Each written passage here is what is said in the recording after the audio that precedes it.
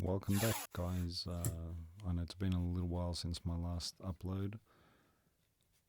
This video, I wasn't sure if I was going to actually upload it, but it is one of those rare occasions where everything just seemed to gel and work out the way I wanted it to. I did come into this drawing with a pretty strong idea of exactly the pose and I guess the lighting and contrast, everything I'm comfortable with.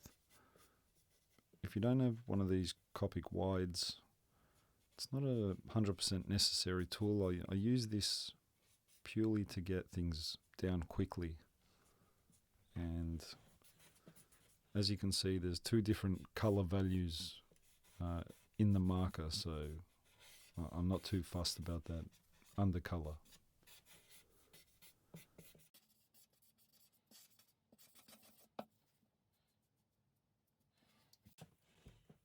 Here's a tool I don't really use too often, and I probably should start implementing it in the future. It's really nice to lift out highlights from darker areas, but yeah, the old colorless blender. And as you can see, at this point, my care factor is very minimal.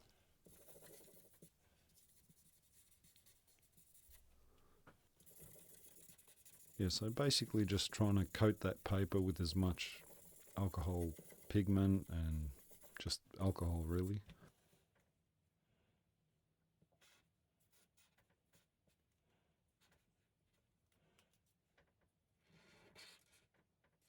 I didn't really deviate, too much outside of what I wanted to keep. I think the only part that I can see that stands out here is maybe the collar of the jacket.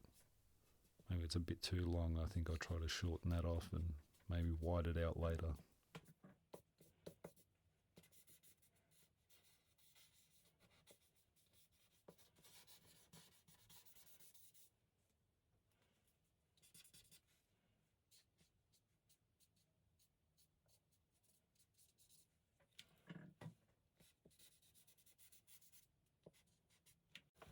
Drawings for me, they're always difficult.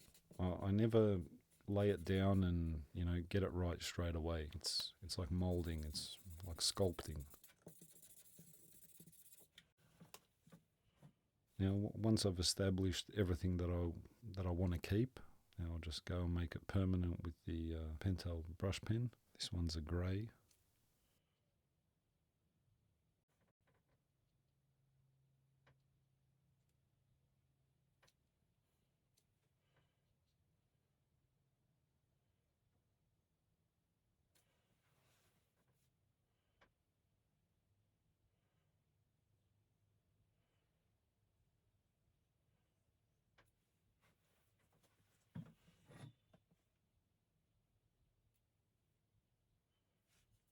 Also, it's another thing I usually have a bit of trouble with is doing those ellipses on the eyes. But like I said, this drawing gave me very little problems.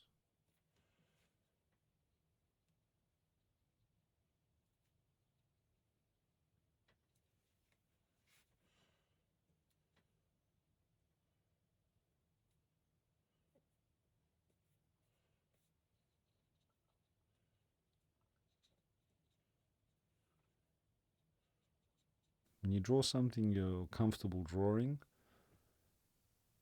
there is little thinking involved. I've drawn a pose like this and a character like this probably 1,000 times. And I've got a tendency to always draw characters facing to the left, which it's not always a problem. I think a lot of artists have that preference of which side they prefer. I mean, it only starts to look a little bit weird when uploading on Instagram and the last 10 posts are characters on that 3/4 angle all facing the same way.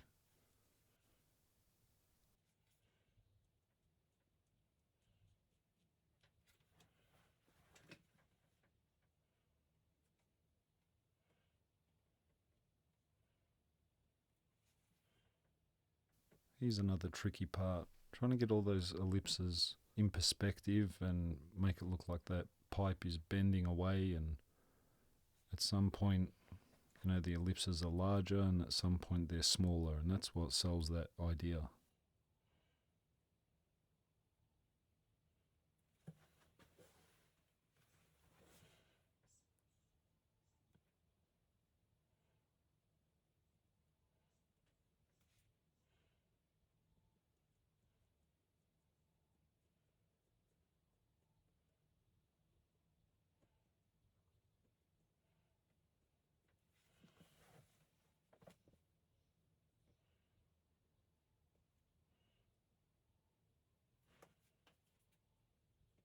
And obviously using the old finger brush.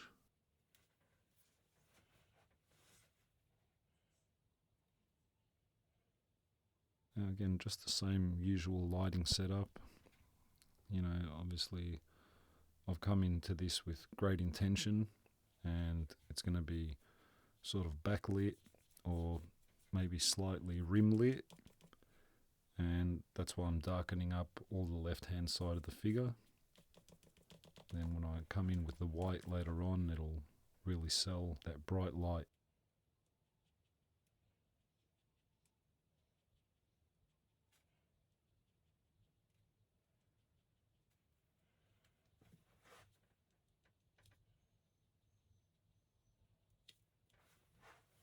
Also, another thing, I know I've been going on about the lack of black that I use. I think grey it just makes things look a little bit more natural, and it doesn't make it as harsh. And it's during the process of the drawing, it's actually a lot easier to make those decisions later. Like once you've laid down really dark tones, it's super hard to sort of take it back.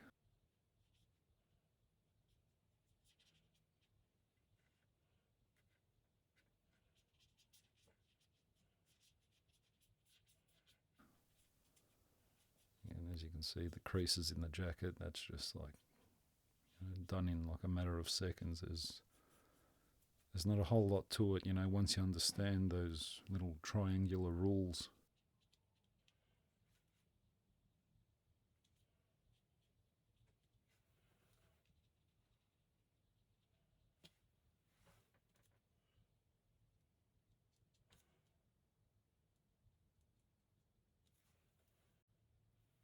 Now just working on the mid-tones, or maybe a little bit more than mid, maybe a bit lighter than mid, just with a bit of diluting of the Pentel brush pen with the Pentel Aqua brush.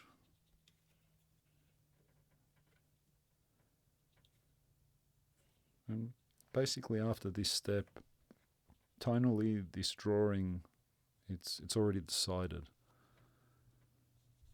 Now another thing I did differently in this drawing was usually when I draw a figure, I'll colour it in 100% coverage. But for this one, I just wanted to try leave a lot of that paper like coming through for the white highlights, just to really put emphasis on that brightness. And I think it actually worked out okay.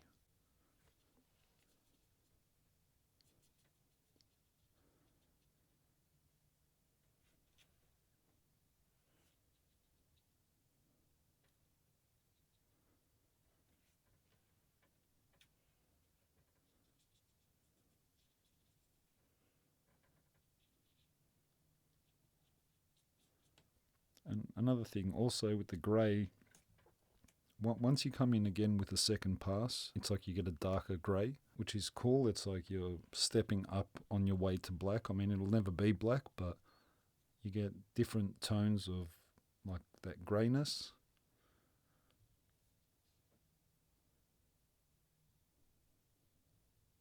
And again, the same, everything on the left hand side will get that treatment.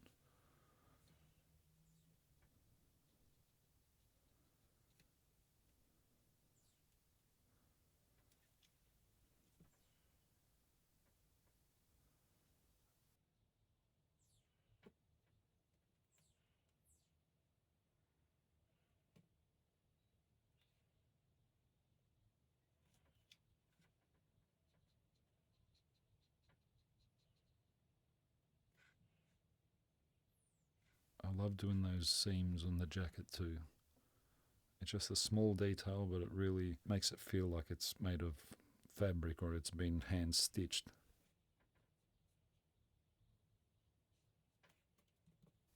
Again, not super accurate with the creases in the clothes. I do feel as long as you're not referencing one part of the drawing heavily and you're sort of winging it for the whole drawing, it sort of blends in well. Like if I was doing like a real 100% reference on the lighting on the head and then I just cheaped out on the rest of the drawing, you'd really notice the difference.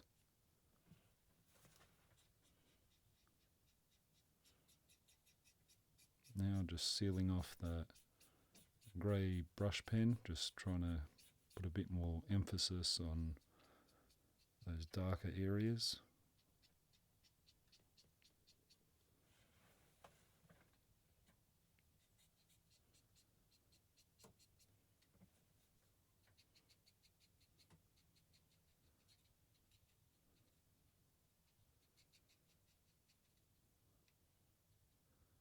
It's actually really interesting watching back the drawing, and sometimes you see these little parts that you can't quite understand why you did that.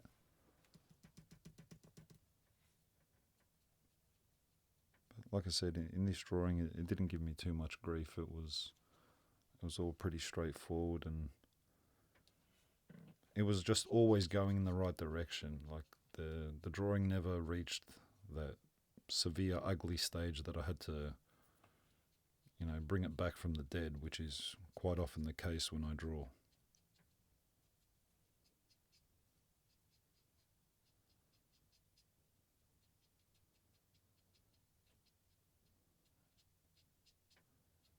And albeit it's got a bit of a blue tone, it's still very monochromatic at this stage. And I'm not the greatest fan of the colour blue. It seems to be my bogey colour. Green and red, they're my preference when it comes to drawing.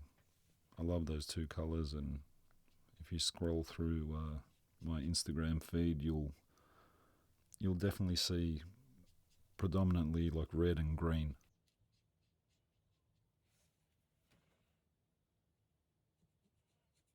This one it's not super experimental, but it was just a lot of things that I did out of the norm.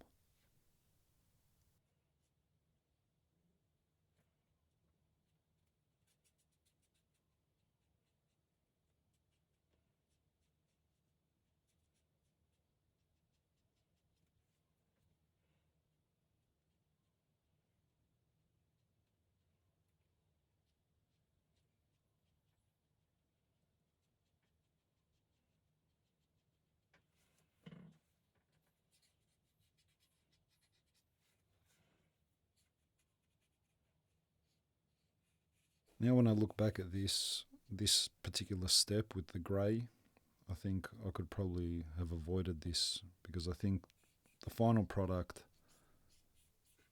it actually, there's not too many traces of that grey left. It's like really washed out because I've gone over it with other colours like numerous times.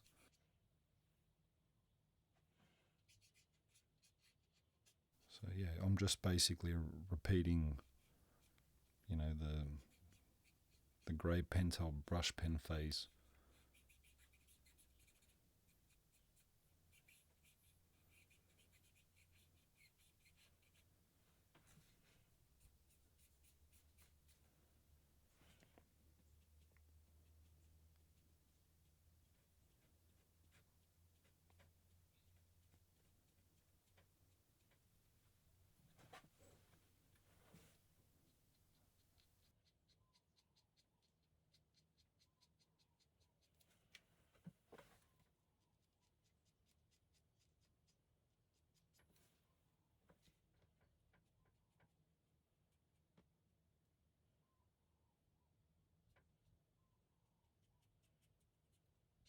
Always my initial colour that I use, I think I've said it before, is I'll always keep that handy, because then that'll be my blending color. So then when a color looks too harsh and you want to tone it back, if you use the initial color, it'll tone it back and it'll sort of like merge that color and make it look appropriate.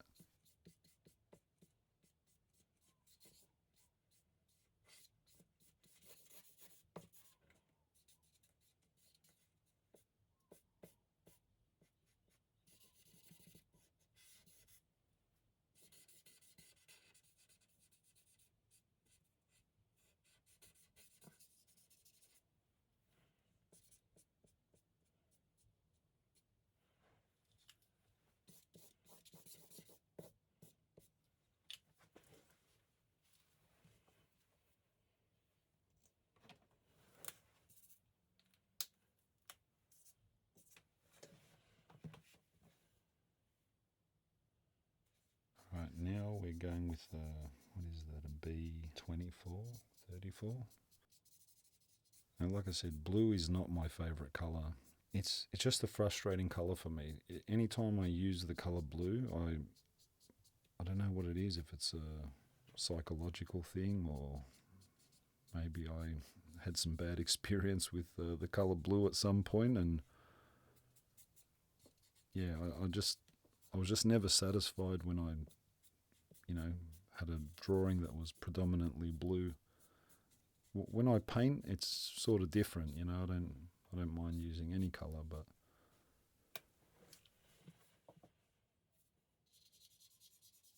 we're working our way towards a blue and a sort of orangey kind of tone, which obviously they're complementary colours.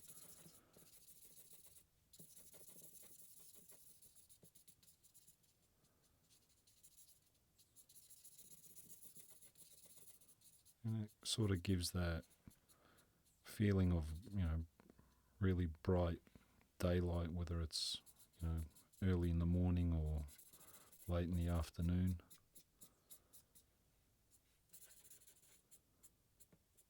And like I say, with complementary colours, when you lay them over the top of each other, they give you really true tones of what it would look like, if it was, a real life scenario, I guess. Now, where the blue meets the orange, that's going to be your darkest point where that colour shifts from one side to the other. That's always good to remember. And again, I'm not really, choosing the darkest colour possible. I'm building up to that. Like, I don't want to commit to something too dark, then I can't rectify it.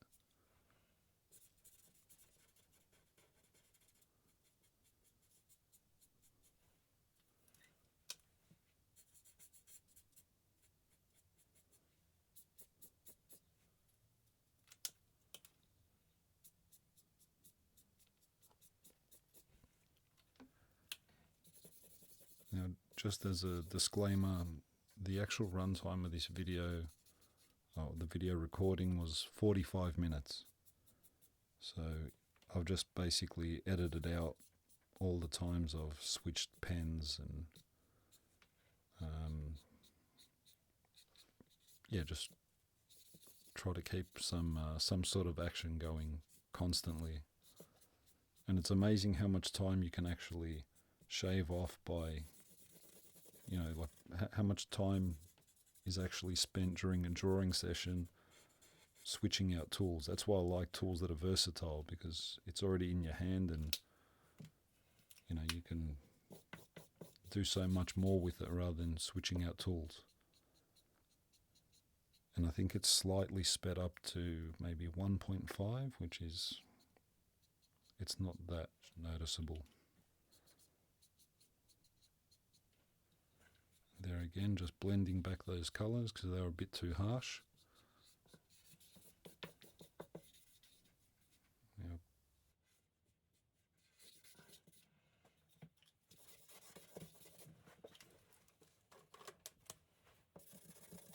putting in a bit of, looks like a lilac.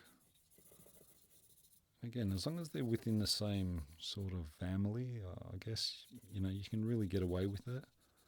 So every time, like I've put in some yellow, and now the complementary of yellow is purple, and it just helps the colours speak to each other, I guess.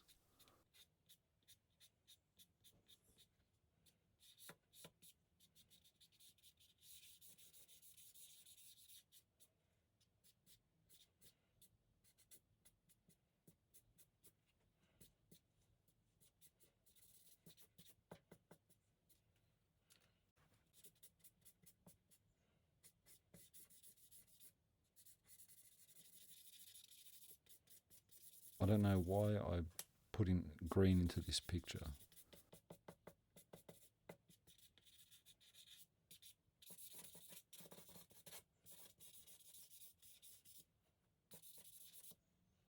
Obviously, you can see I'm not too happy with that decision. I'm just trying to blend it out straight away.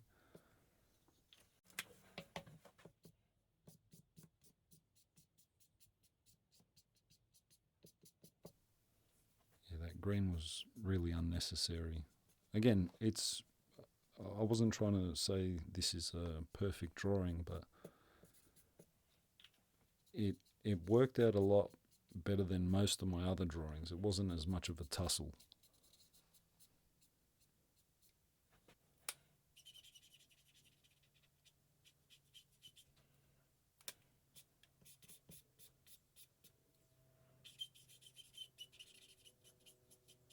Here we go with the white, of course.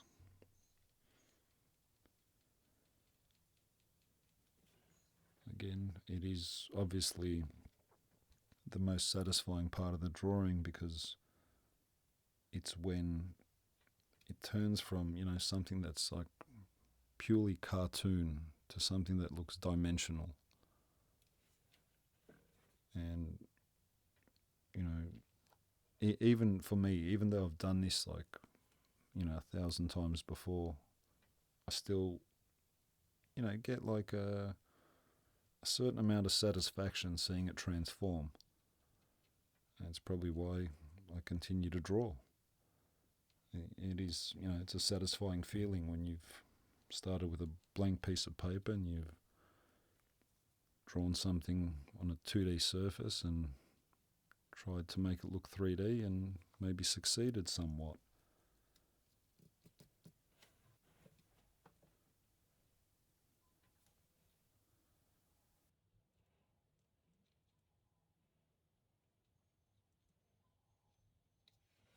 I can't speak any more highly of this product. Copic White is above and beyond the best white media I've ever used.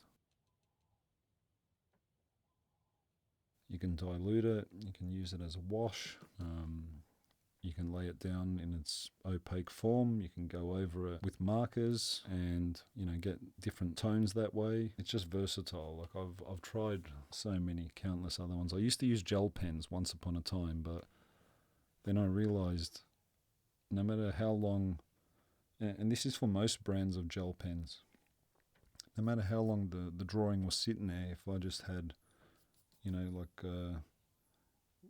clammy fingers and I just run my finger across like a highlight, it would smear still.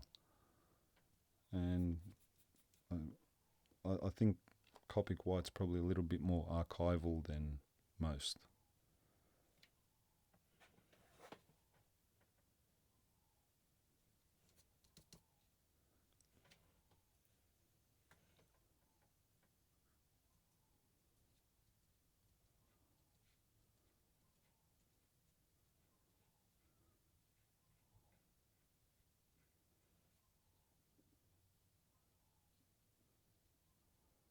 That's it. I like laying it down and then just running my finger across that and then just getting that,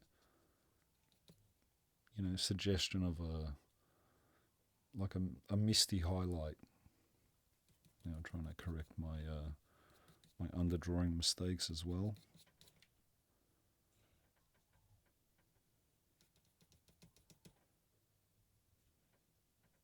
And look, I mean, this drawing, I could have worked on it for 2 hours, and to what end?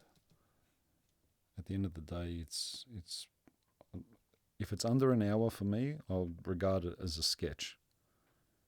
If it exceeds an hour, it's it's a little bit more than a sketch. So, like I said, the actual drawing time was 45 minutes.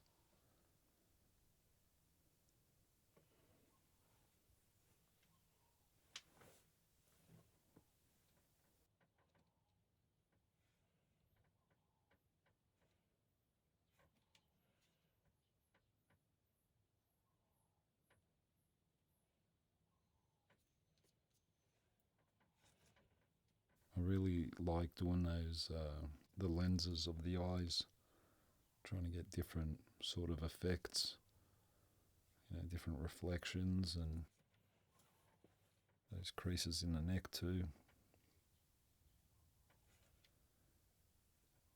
It's another thing with, character design. If you're going to design a character, make it full of things you love drawing, and then you'll never get sick of drawing it, like I've always sort of leaned towards like the creepiness and the mysterious, and it's got all the elements that I like.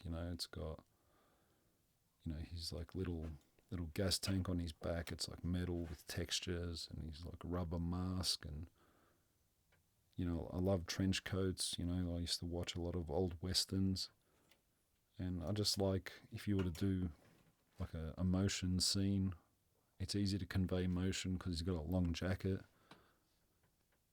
So always keep that in mind if you're going to design a character. Just fill it full of things that you really love to draw, and you'll just always be motivated enough to draw it.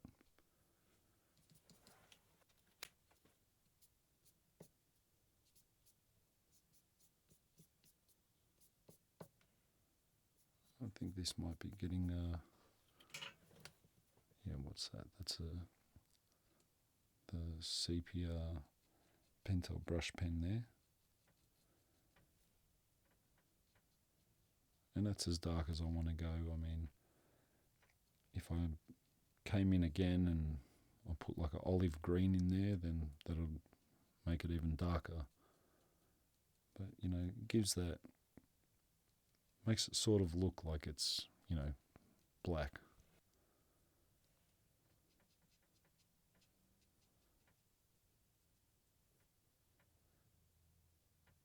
Now just trying to work out what's standing out too much and what's not.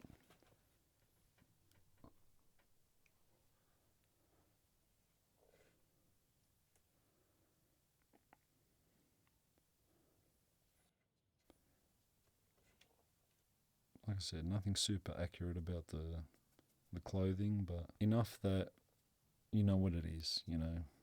It's a fabric, and it looks a little bit thicker than normal fabric. It looks like it's, it'll take a lot to sort of bend it. It's like a heavy jacket. Now the way you can get around that, if you do more creases in a smaller area, that'll make it appear like it's a thinner material, if that makes sense. And those ridges, if those ridges are a lot thinner, like where the highlights catch, that'll make the material feel like it's a lot thinner.